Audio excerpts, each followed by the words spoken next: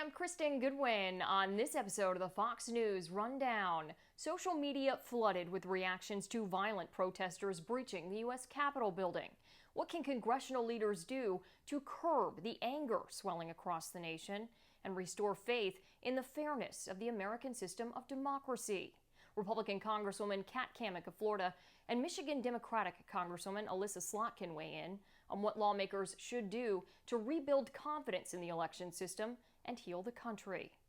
The Democratic Party taking control of Congress and the White House for the first time in a decade.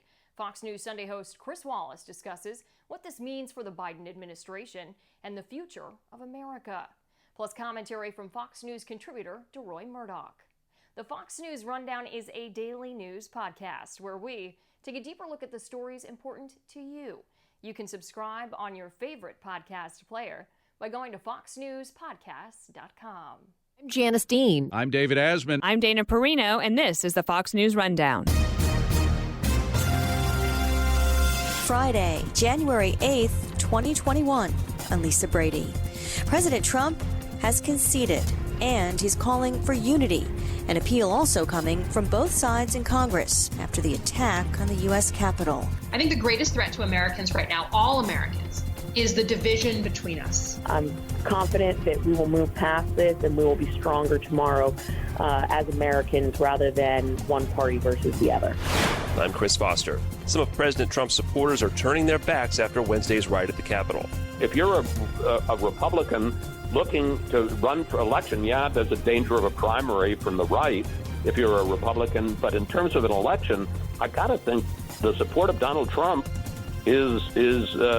costs more than it's worth. We speak with Fox News Sunday host Chris Wallace. And I'm DeRoy Murdoch. I've got the final word on the Fox News Rundown.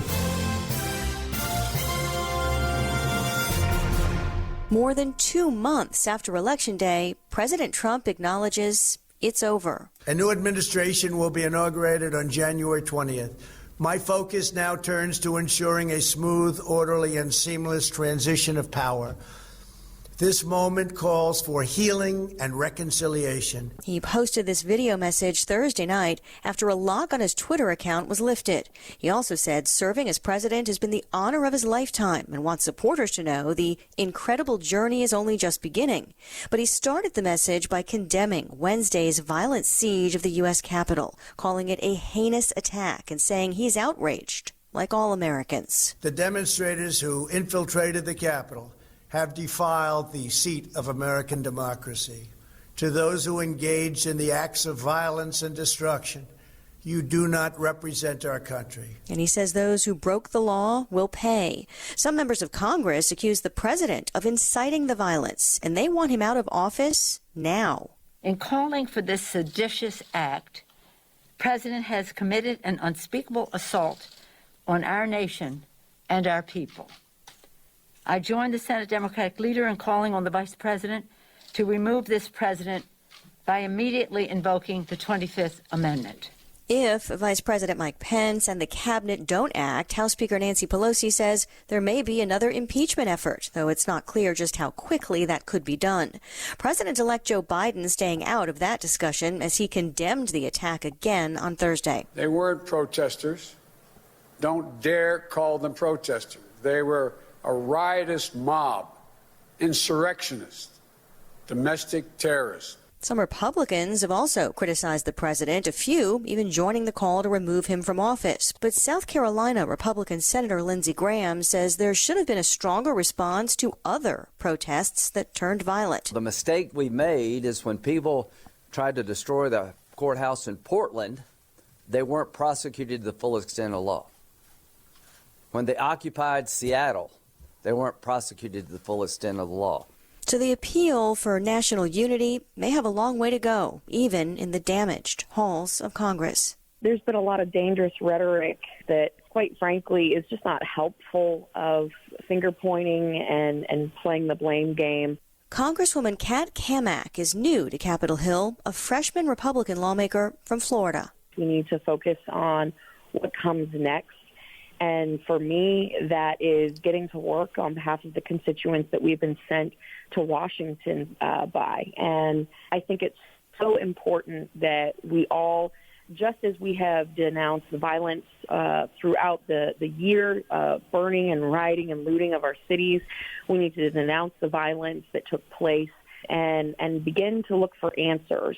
Who exactly were the people that breached the Capitol, and finding out which groups they were affiliated with. An investigation needs to be done in its entirety, and a very thorough one. We need to look at security breaches that took place and really start to dig into the safety of complex, the safety of the chamber and for members.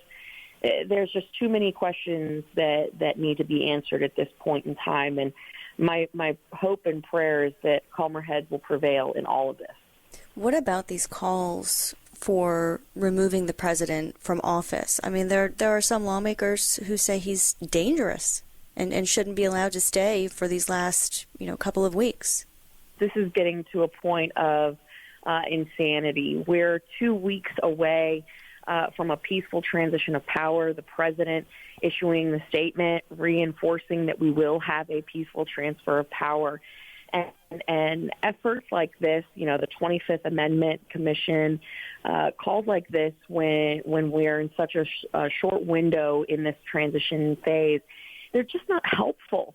I think when we start getting into this very dangerous rhetoric, that's where poor decisions begin to be made. And we have a duty, first and foremost, to protect the Constitution we swore to uphold. We need to be focusing on those core basic tenets and foundations of our country, rather than trying to further push our country into this divide. Are you, as a Republican, any less optimistic now that the Democrats are going to control the White House, the House, and it looks like the Senate as well? Are you, especially as a new Republican member of Congress, how do you feel about that? Do you have mixed emotions? Are you still, holding out hope that people can get along and get things accomplished? Well, of course, it is a very difficult situation coming into being in the minority where, the Democrats now control the House, unfortunately the Senate, and unfortunately the White House. But I am optimistic in the House, particularly, that the Democrats have the narrowest margin that they've ever had since World War II, which means Speaker Pelosi cannot steamroll Republicans, as we saw very plainly. She just simply doesn't have the numbers and their fractures within their side. So much so that she had to fly in a COVID-positive member to secure her speakership. That tells me that they are going to need us far more than we're going to need them to come to us on pieces of legislation. So I'm optimistic that we will have opportunities to work together to get the things done that our constituents have asked us to work on. That's why we're here, to get things done, not to continually fight the other side and ultimately try to tear down the very institution that we've sworn to protect. So I think for us as Republicans, getting back to the basics, really getting back to this idea and concept that we are the party of equal opportunity, not equal outcome, and fighting for those principles that we hold so dear. I think we have made tremendous gains in the last 4 years. No one can take away the fact that President Trump expanded our base, really brought different opinions into the fold and made headway into some of these key demographic groups. So we're going to continue to build on that. We've seen a shift with the Democrats to the far left, and they have some soul searching to do on their side of things. But regardless, I have to say that I do remain optimistic, because if we don't have optimism in what we're doing, then what the heck are we doing? So I'm confident that we will move past this and we will be stronger tomorrow as Americans, rather than one party versus the other. There's a simmering debate, though, about whether certain protesters are treated differently than others, in addition to the many questions about Wednesday's massive security breach. We need to have a discussion. We need to have a whole after-action kind of review on what happened here. We spoke with Michigan Democratic Congresswoman Alyssa Slotkin Thursday afternoon. I mean, I really think of yesterday as sort of a very important, even generational event. I mean, I think most Americans will remember what they were doing or where they were or who they were with when they heard that the Capitol had been breached and there was, people, armed folks inside the Capitol. And for a while, it was quite dicey. I think the vast majority of Americans, the vast majority of Trump voters do not support the use of violence to achieve political goals. And I hope it's a stark reminder to everybody that, we are one America. We have a shared destiny. We are all on this boat together. And we have to figure out how to communicate again, how to build up the relationships between us. And I see that very clearly as someone who's, a Democrat who represents a Trump voting district. My neighbors think very differently than I do. My in-laws think very differently than I do on politics. But we can't let that tear us apart or else we're done here. We're done. There was a Fox News voter analysis that found 7 out of 10 Republicans believe the November election was inaccurately certified. How do we rebuild confidence in the election system? For sure. And this, I say, as someone who believes in our system and is invested in our system, it is not okay if people don't believe in our system anymore. That's a threat to the system. So whether I agree with people who think that President Trump won or not, it is vitally important that we do a real thorough review of our election system in a bipartisan and transparent way so that everyone knows what's going on, so that we can improve any irregularities, any problems, and people can feel faith in the system again.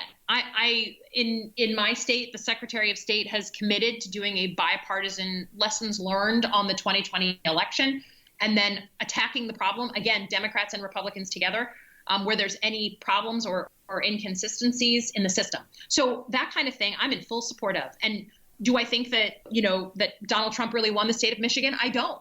But do I realize it's important to make sure that all my Michigander citizens, all Americans feel invested in our democracy? Absolutely. One other question, because I know you're a former CIA analyst as well, and from an intelligence and an investigative perspective, I'm wondering what you think of the assessment of the D.C. mayor and others who are calling this attack domestic terrorism. The use or threat of violence for political goals is the definition of terrorist. That's the definition. It's just in the dictionary. And when a protest, which is everyone's First Amendment right, when a protest turned violent, trying to overturn the democratic process that was going on in Congress, that is the definition of domestic terrorism. And it's not, I'm not saying that as a political statement. I'm saying that as a textbook case study. And I certainly feel like yesterday was the end of sort of the post 9/11 era, right? The 20 years since 9/11, where people like me with a national security background have been focusing on external threats, foreign terrorist groups, countries like China and Russia and North Korea. I think the greatest threat to Americans right now, all Americans, is the division between us, is the divisiveness in the country, and the threat that poses us as a nation, not just today, tomorrow, but long term. Michigan Democratic Congresswoman Alyssa Slotkin, I'm glad you're safe, and thank you for spending some time with us. Thank you.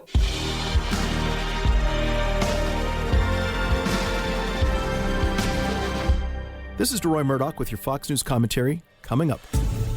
It's the end of, quite a week in politics in America.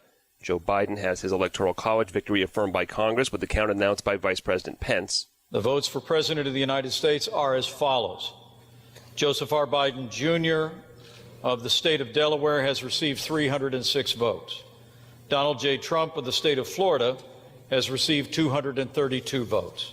Democrats Raphael Warnock and John Ossoff win both Senate runoff elections in Georgia. Georgia, I am honored by the faith that you have shown in me. It is with humility that I thank the people of Georgia for electing me to serve you in the United States Senate. Thank you for the confidence and trust that you have placed in me. That means Democrats will now control the Senate, House, and White House when President-elect Biden takes office in 12 days.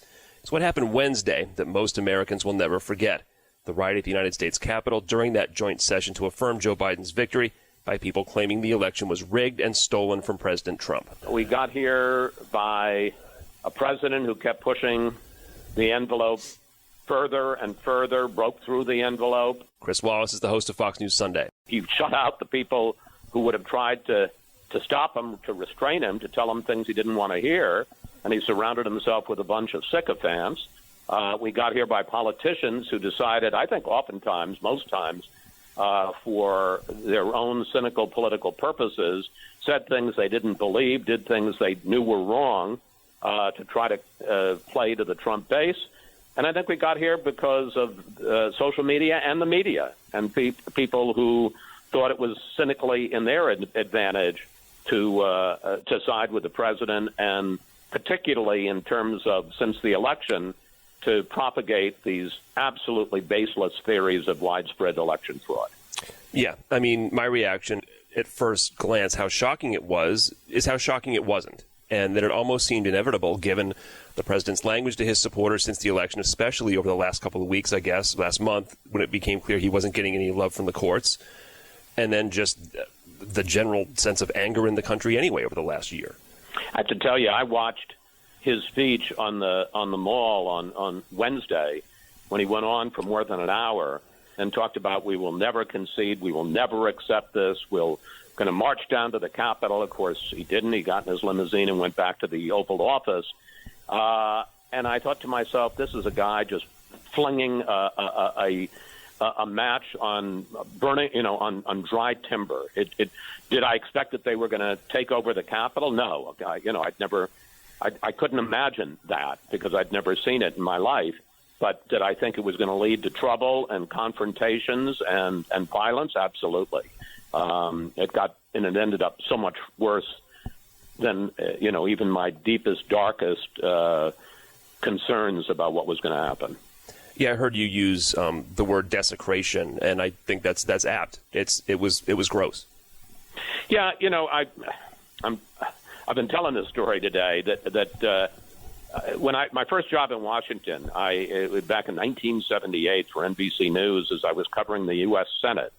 And every morning, the Senate Majority Leader, a Democrat from West Virginia named Bobby Byrd, he would call the beat reporters onto the floor of the Senate to tell it what was the schedule for that day, what was going to happen. And I could never pay attention. I always had to get a fill from my colleagues because I was on the floor of the U.S. Senate and I was looking over and thinking that was Jack Kennedy's desk, and looking over, and that was Henry Clay's desk and Lyndon Johnson's and Harry Truman's and, on and on.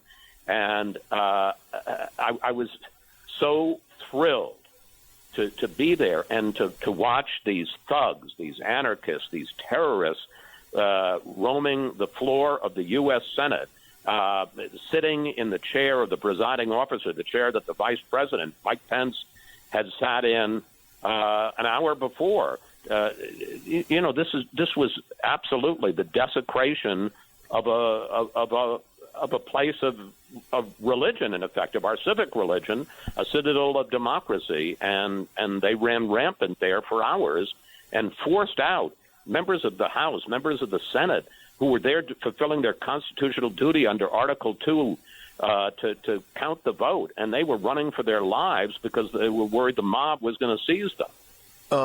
Are Donald Trump and Mike Pence ever going to speak again?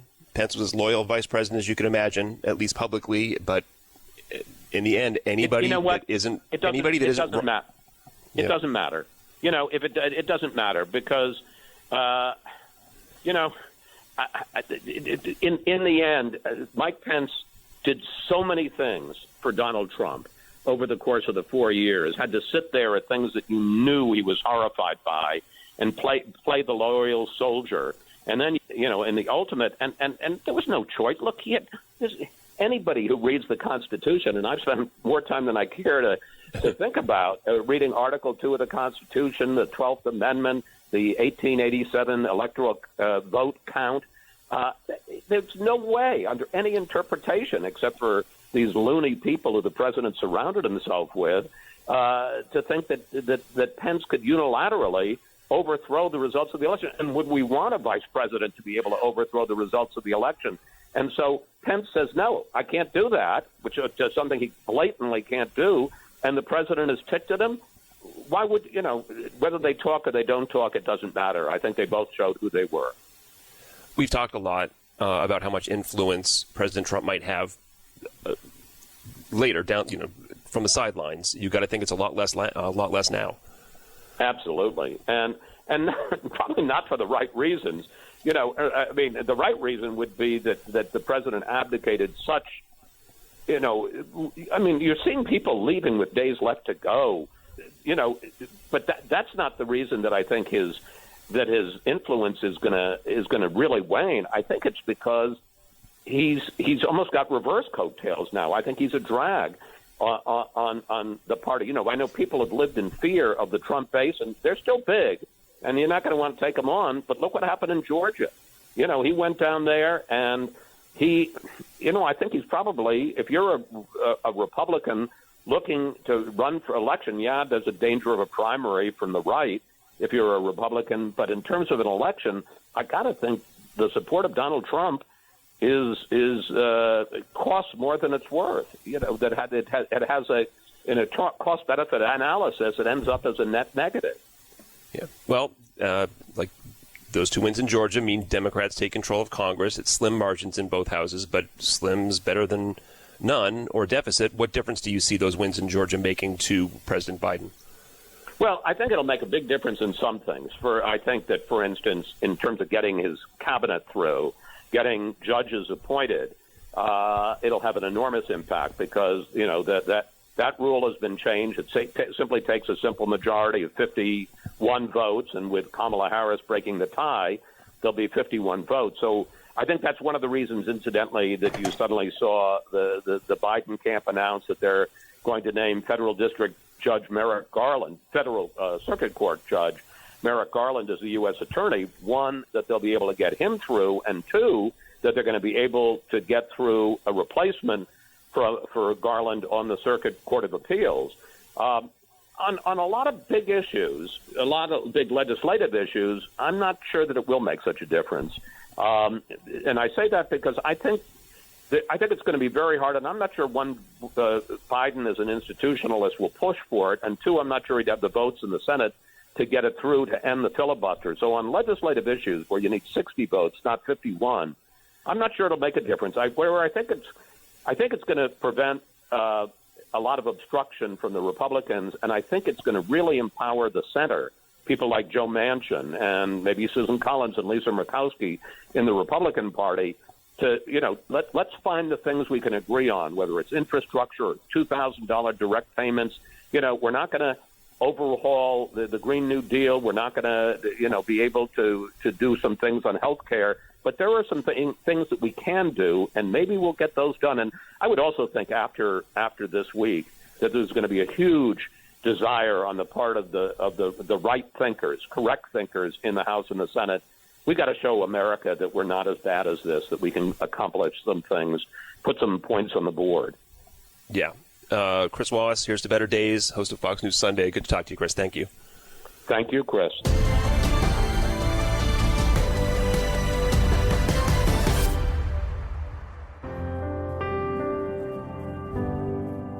From the Fox News Podcasts Network. In these ever-changing times, you can rely on Fox News for hourly updates for the very latest news and information on your time. Listen and download now at foxnewspodcast.com or wherever you get your favorite podcasts. Rate and review the Fox News Rundown on Apple Podcasts or wherever you listen. And now, some good news with Tanya J. Powers. An act of kindness by one Minnesota restaurant's customers is turning a theft into a show of support. Natalie Victoria, who owns a restaurant and wine bar in Rochester, Minnesota, says the pandemic has been hard enough on her industry, but the recent theft of her business's tip drawer just added insult to injury. KAAL-TV in Rochester reports that two women came into the restaurant, placed a complicated order, then when no one was around, Natalie says they made off with the tip money, about $300. She says she wasn't angry, but she was disappointed when she looked at the security tapes. Her thoughts were with the restaurant's staff, who had already been hit hard by the pandemic. Word of the theft spread on social media, and the community rallied. The Shea family were some of the people who were saddened by the incident, and the young boys in that family decided to do something about it. Bronson, Carter, Rowan, Ryan, and Bennett Shea pooled their money, about $200 they'd saved from working over the summer last year, and delivered the cash to the waitstaff, along with a card. Natalie says it almost brought her staff to tears. The boys say it was just great to be able to help out.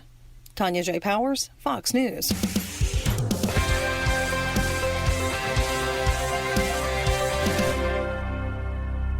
It's time for your Fox News commentary. DeRoy Murdoch.